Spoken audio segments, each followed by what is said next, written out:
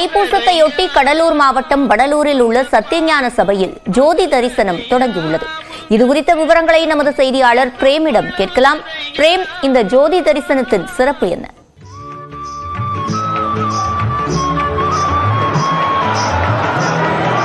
சிவரஞ்சனி, வாடிய பயிரை கண்டபோதெல்லாம் வாடினேன் என பாடல் பாடிய வள்ளல் பெருமானின் 154வது ஜோதி தரிசன விழா நேற்று இந்த வடலூர் சத்தியஞான சபையில் கொடியேற்றத்துடன் துவங்கியது. இன்று காலை முதல் கால 6 மணிக்கு முதல் கால ஜோதி தரிசனம் என்பது காண்பிக்கப்பட்டிருக்கிறது.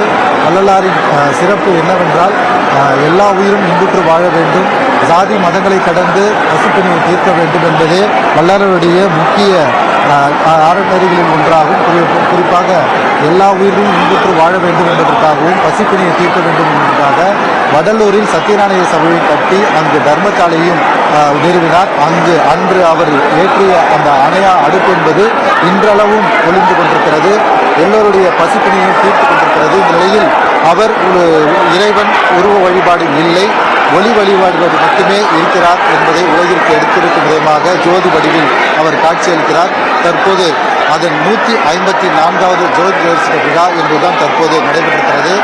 7 திரைகள் நீக்கி, அதாவது கருப்பு திரை, நீலத்திரை, பச்சை திரை, செம்மை திரை, பொன்மை திரை, வெண்மை திரை மற்றும் கலப்பு திரை என 7 திரைகள் நீக்கி இந்த ஜோதி தரிசனம் காண்பிக்கப்படும்.